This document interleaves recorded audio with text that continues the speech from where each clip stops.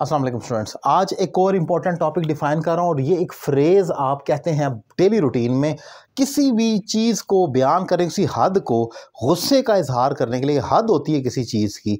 आप एक out of the box अपने एग्रेशन का इजहार करते हैं, सडन इमोशंस का इजहार करते हैं, कोई चीज़ जो आप एक्सपेक्ट नहीं कर रहे और आप कहते हैं कि इसकी कोई लिमिट होती है एक चीज़ की, लेकिन वो कह लें कि लिमिटलेस होगी या बियॉन्ड द लिमिट जा रही है कोई चीज़, तो तब आप ये फ्रेज़ बोलते हैं कि हद होती है किसी चीज़ की। तो वहाँ पर आप बोलते हैं there is a limit.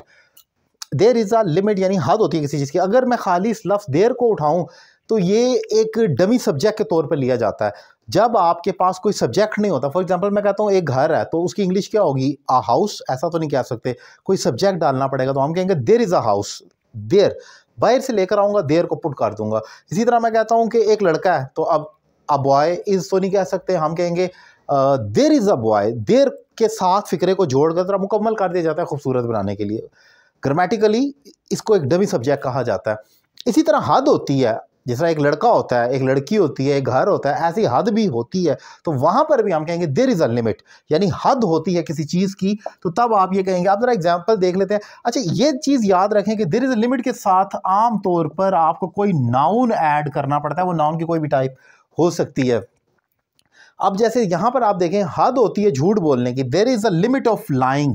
There is a limit of lying का मतलब है कि हद होती है, और उसके बाद ये जेरेंड आ गया। Basically ING form of verb नहीं, ये एक्टिविटी है। जेरेंड है एक झूठ बोलना, एक एक्टिविटी है, जैसे भागना, रनिंग, मारना, किलिंग, स्पीकिंग, बोलना। तो ऐसे ही there is a limit of lying, झूठ बोलने की भी एक हद होती है।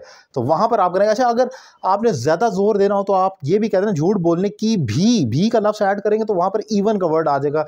There is even a limit of lying, कि उसकी भी एक हद होती है। इवन का मतलब होता है किसी चीज़ को भी ऐड कर ले, इसका भी, यानी कि अनएक्सपेक्टेड तौर पर, तो उसकी भी एक हद होती है, तो इवन का वर्ड आएगा। लेकिन यहाँ पर नहीं है, तो खैर है। अब हद होती है बर्दाश्त की, तो there is a limit of tolerance.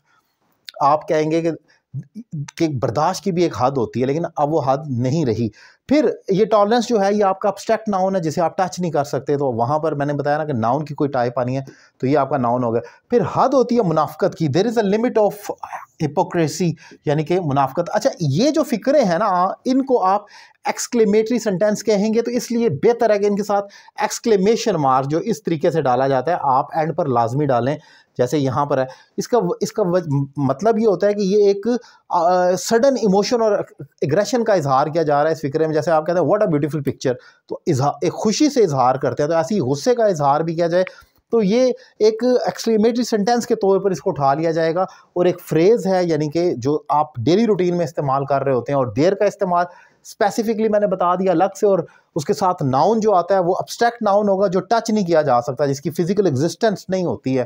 तो ये एक स्ट्रक्चर है जो मैंने डिफाइन किया। उम्मीद करता हूँ लेक्चर आपको पसंद आया होगा। अगर आपके ज़हन में भी कोई क्वेश्चन है तो कमेंट बॉक्स में उसका इजहार करें। आप कुछ पूछना चाह रहे हैं या कोई सजेशन देना चाह रहे हैं कोई न्यू टॉपिक्स के हवाले से, तो कमेंट बॉक्स में आप उसका इजहार कर सकते हैं। और मुझसे ऑनलाइन इंग्लिश लैंग्वेज कोर्स भी कर सकते हैं। नंबर आपकी स्क्रीन पर मौजूद है। Thank you very much.